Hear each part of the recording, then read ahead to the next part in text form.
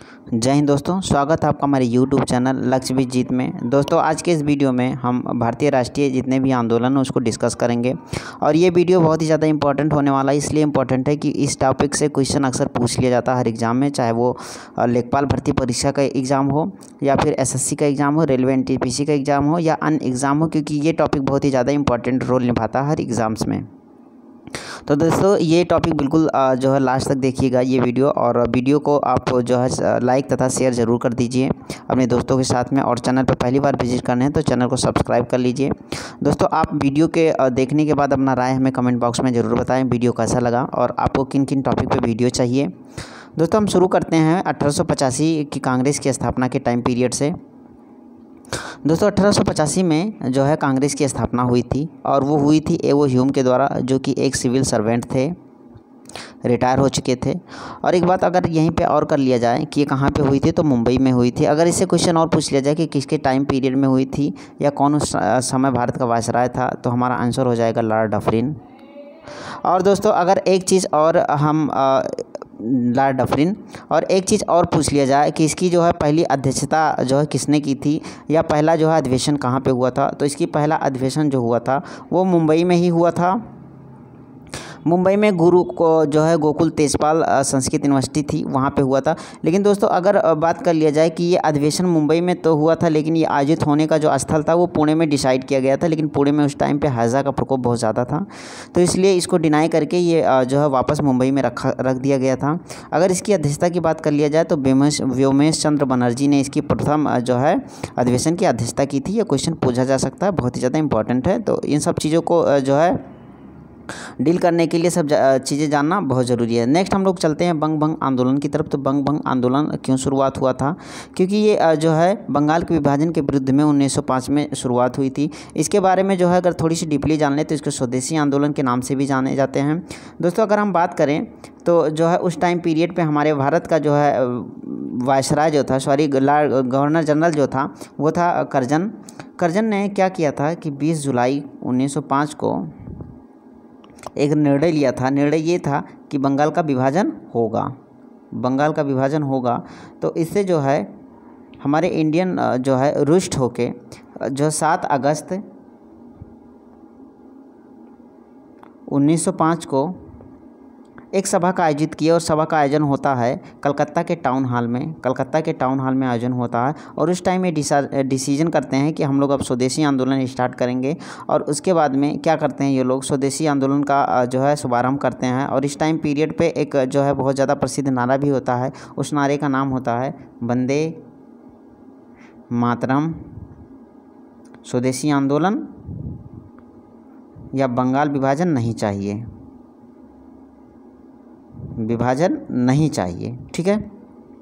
Next अगर हम यहीं पे जो है कांग्रेस की अध्यक्षता की बात कर लें तो 1905 में ही दोस्तों, 1905 के एक साल आगे अगर चलें 1906 में दोस्तों 1906 में इसलिए हमने जो है इसको किया है क्योंकि ये इम्पॉर्टेंट है। इसकी अध्यक्षता जो है 1906 में कलकत्ता में हुई थी, कलकत्ता में हुई थी अधिवेशन, और इसकी अध्यक्षता किए थे हमारे दादा भाई नौरोजी ने।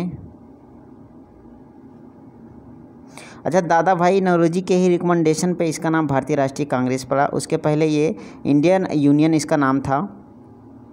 दोस्तों अगर हम बात कर लें कि ये इम्पॉर्टेंट इसलिए है क्योंकि दादा भाई नौरोजी ने ही 1906 में स्वराज शब्द की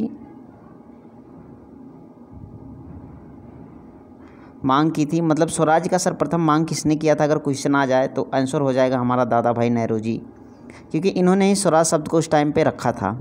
दोस्तों नेक्स्ट अगर हम लोग बात कर लें मुस्लिम लीग की स्थापना, तो मुस्लिम लीग की स्थापना 1906 में हो गई थी और ये हुई थी आगा खान सलीमुल्लाह खां के द्वारा, और ये हुई थी हमारी ढाका में हो गया था।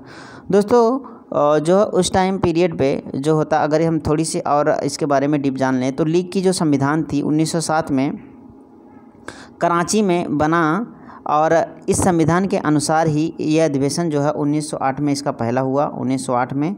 और ये कहाँ हुआ था, अमृतसर में, याद रखिएगा अमृतसर में हुआ।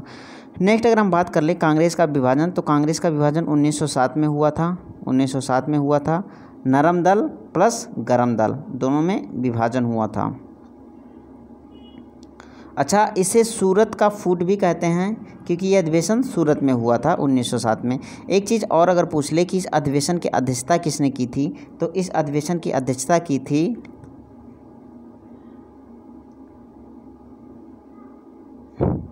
बोस ने की थी। ठीक है, राम बिहारी बोस ने की थी।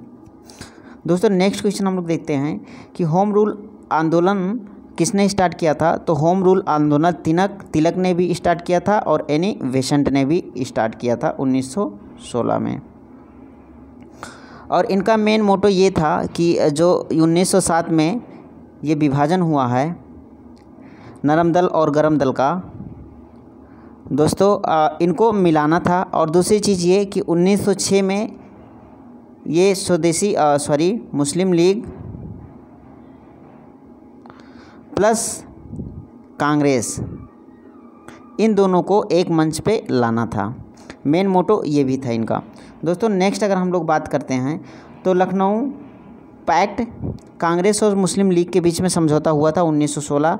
दोस्तों इन्हीं के द्वारा जो होम रूल आंदोलन के द्वारा ही ये चीज़ संभव हो पाई, क्योंकि उस टाइम लखनऊ पैक्ट जो हुआ था, क्योंकि 1916 में जो कांग्रेस का अधिवेशन हुआ था वो हुआ था लखनऊ में ही, और उसकी अध्यक्षता की थी मजूमदार जी ने। याद रखिए, ये क्वेश्चन इंपॉर्टेंट है।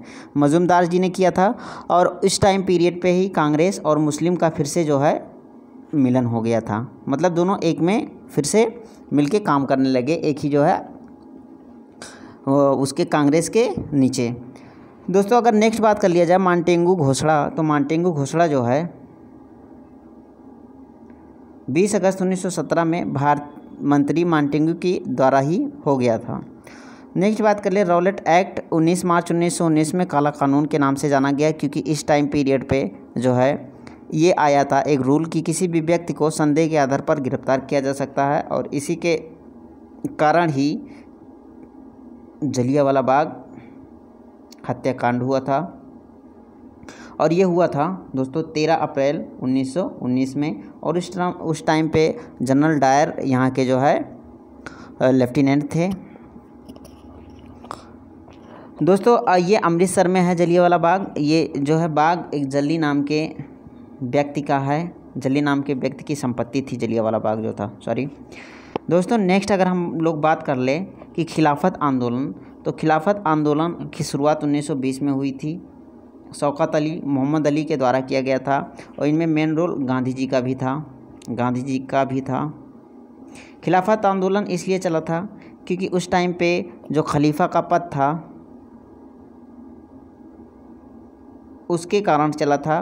बहुत ज़्यादा डीप में नहीं जाना हम लोगों को। नेक्स्ट देखते हैं हम लोग हंटर कमेटी की रिपोर्ट। हंटर कमेटी की रिपोर्ट 20 जो है कि मई 1920 में आई थी, जो कि जलियांवाला हत्याकांड पे ही जो है क्या है बेस था। और इन्होंने बिल्कुल डिनाई कर दिया था कि इनकी कोई गलती नहीं थी उस टाइम पे, क्योंकि जनरल डायर बिल्कुल रूल के अकॉर्डिंग ही किए थे। लेकिन ये गलत था, क्योंकि इसको जो है गांधी जी ने नहीं मांगा था, उन्होंने अपनी तरफ से जो है एक समिति का जो है गठन किया था।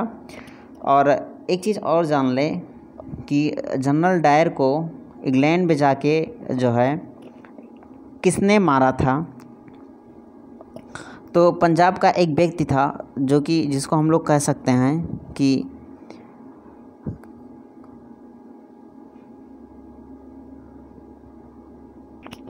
आवाज़ नहीं आ रही थी। दोस्तों पंजाब का एक व्यक्ति था जो कि जिनका नाम था ऊधम सिंह।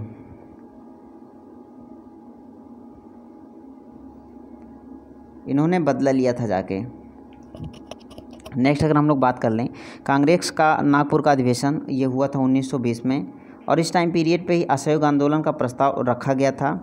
लेकिन उस टाइम पीरियड पे असहयोग आंदोलन जो था वो पारित नहीं किया गया था। और ये जो है असहयोग आंदोलन का प्रस्ताव तो रखा गया था, लेकिन कुछ लोगों ने डिनाई कर दिया। लेकिन फिर जो है क्या हुआ था कि पारित हो गया था। और असहयोग आंदोलन का आरंभ जो है ये हो गया था हमारा 1 अगस्त 1920 को गांधी जी द्वारा चला दिया गया था। दोस्तों अगर बात कर लें हम लोग चौरी चौरा कांड की, तो 5 फरवरी 1923 में हुआ था। ये गोरखपुर में हुआ था चौरी चौरा हत्याकांड, और ये इसी मूवमेंट के कारण ही चला था, इसीलिए असहयोग आंदोलन वापस भी ले लिया गया था। दोस्तों नेक्स्ट बात करते हैं हिंदुस्तान रिपब्लिक एसोसिएशन की स्थापना तो 1924 में हुई थी सत्येंद्र चंद्र सान्याल के द्वारा। साइमन कमीशन की नियुक्ति 8 नवंबर 1927 में हुई थी और जॉन साइमन इसकी अध्यक्षता थे और उनके बाद में 7 सदस्यीय इस आयोग का जो है और 7 सदस्य इंक्लूड किए गए थे। साइमन कमीशन का भारत में आगमन 3 फरवरी 1928 को हुआ था। भारत में लाला लाजपत ने इसका विरोध भी किया था, जिसके कारण जो है इनको लाठी से प्रहार किया गया और इन्होंने एक वर्ड भी बोला था कि इस लाठी की एक एक लाठी जो है आपके लिए कील के ताबूत के जो है कील के ताबूत भी साबित हो जाएंगी, क्योंकि एक एक लाठी जो हमारे ऊपर पड़ रही है इसका बदला आपसे ज़रूर लिया जाएगा। और एक्चुअल में वैसा हुआ भी। नेहरू रिपोर्ट 8 जो है 1928 में पेश किया गया था और अगस्त 1928 में इस टाइम पर जो है क्या था कि इंग्लैंड जो है ये बोल दिया था कि आप लोग अगर अपनी संविधान बनाना चाहते हैं तो आप लोग हमें उसका जो है एक प्रोपोगेंडा दीजिए, एक हमें डेमो दीजिए कि आप किस अकॉर्डिंग अपना संविधान बनाते हैं। तो नेहरू जी ने एक रिपोर्ट दी थी 1928 में और पंडित जी नेहरू ने इनकी अध्यक्षता की थी। नेक्स्ट अगर बात कर ले बरदौली सत्याग्रह अक्टूबर 1928 में गुजरात में हुई थी। ये लगान की वृद्धि के विरुद्ध में हुई थी, सरदार वल्लभ भाई पटेल ने किया था इसका नेतृत्व और इन्हीं जो है मूवमेंट के कारण ही वहाँ की महिलाओं ने इन्हें सरदार की उपाधि भी दी थी। बरदौली की महिलाओं ने इन्हें सरदार की उपाधि भी दी थी, याद रखिएगा, सरदार की उपाधि भी यहीं से मिली थी। नेक्स्ट बात कर लेते हैं लाहौर षड्यंत्र केस तो 8 अप्रैल 1929 में हुआ था। भगत सिंह और बटुकेश्वर दत्त द्वारा ब्रिटिश असेंबली में बम फेंका गया था। नेक्स्ट बात कर लेते हैं कांग्रेस का लाहौर अधिवेशन 1929 में, जो कि ये पूर्ण स्वतंत्रता का प्रस्ताव रखा गया था उस टाइम पीरियड पे।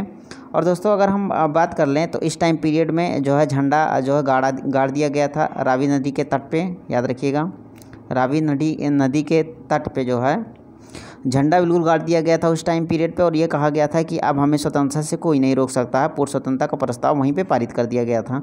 नेक्स्ट अगर हम लोग बात कर लेते हैं कि 1930 में है जो है नमक सत्याग्रह का जो है चलाया गया गांधी जी के द्वारा। और क्या हुआ कि 12 मार्च 1930 से 5 अप्रैल 1930 तक ये चला था। नेक्स्ट अगर हम लोग बात कर लें तो साबरमती आश्रम से जो है जाकर साबरमती आश्रम से डांडी जाकर नमक बनाकर जो है नमक कानून का उल्लंघन किया गया था। इसलिए किया गया था क्योंकि उस टाइम पे नमक पे जो है टैक्स लगाना स्टार्ट कर दिया गया था। और क्या था उसके पहले कि हमारे जो है इंडियंस थे वो नमक खुद बनाते थे और उसका जो है व्यापार करते थे छोटे मोटे स्तर पर, लेकिन जो है ब्रिटिश शासक ने इसको रोक लगा दिया गया था।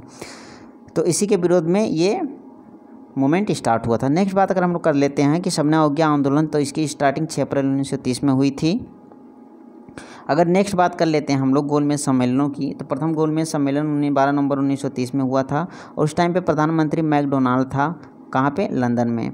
द्वितीय गोलमेज सम्मेलन की अध्यक्षता 7 सितंबर 1931 में हुआ था और इसी में गांधी जी ने भाग लिया था, द्वितीय में ही, क्योंकि उस टाइम पीरियड पे गांधी इरविन समझौता चल रहा था 1931 में। गांधी इरविन जो है 8 मार्च 1931 में हो गया था। गांधी जी और वायसराय के जो है उस टाइम पीरियड पे इरविन थे, उनके मध्य जो है एक समझौता हुआ था कि सबने अवज्ञा आंदोलन जो आप स्टार्ट किए हो उसको क्या किए आप स्थगित कर दो।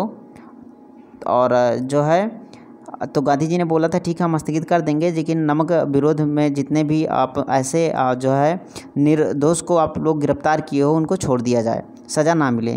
तो इन दोनों के बीच में ये बिल्कुल एक वो हुआ था, फैसला हुआ था, समझौता हुआ था कि ठीक है कोई बात नहीं हम छोड़ देंगे। और उसके बाद में ये समझौता होने के बाद में ही द्वितीय गोलमेज सम्मेलन में इनको जाने का मौका मिल गया था वहाँ पे, क्योंकि अच्छा एक क्वेश्चन यहीं पे और आता है कि कौन ऐसे व्यक्ति थे जो तीनों गोलमेज सम्मेलनों में भाग लिए थे? आप कमेंट बॉक्स में ज़रूर बताइएगा। नेक्स्ट अगर हम लोग बात कर लें तो कम्युनल अवार्ड या सांप्रदायिक पंचायत दोस्तों ये 16 अगस्त 1932 में मैकडोनाल्ड द्वारा पृथक प्रतिनिधित्व प्रदान किया गया था कि आप लोग जो है अपना प्रतिनिधित्व अलग से ही कर सकते हैं, मतलब पृथक स्तर पे कर सकते हैं SC ST के लिए। और ये काम करने के लिए इनका जो है श्रेय जाता है वो डॉक्टर भीमराव अम्बेडकर को जाता है। उसके बाद में क्या हुआ था, इसके विरोध में जो है गांधी जी अनशन पर बैठ जाते हैं। तो एक पूना पैक्ट होता है 1932 में गांधी जी और डॉक्टर अम्बेडकर जी के बीच में, जिसे पूना पैक्ट का समझौता भी कहते हैं, या जिसके तहत सांप्रदायिक पंचायत में दलितों के लिए प्रांतीय जो है सीटों की संख्या बढ़ा भी दी जाती है गांधी जी के द्वारा, और एक समझौता हो जाता है जिसे सांप्रदायिक पंचाट के नाम से हम लोग जानते हैं। तो दोस्तों आज के इस वीडियो में इतना जो है चीज़ों को हम लोग शामिल किए हुए। नेक्स्ट जो चीज़ें बाकी बची है उनको हम लोग नेक्स्ट वीडियो में शामिल करेंगे, और नेक्स्ट आने वाले वीडियो में हम चीज़ों को जो है इंक्लूड करके बिल्कुल पूर्ति कर देंगे उसकी। तो ये वीडियो कैसा लगा आपको कमेंट बॉक्स में अपना राय जरूर दीजिए। वीडियो देखने के लिए धन्यवाद।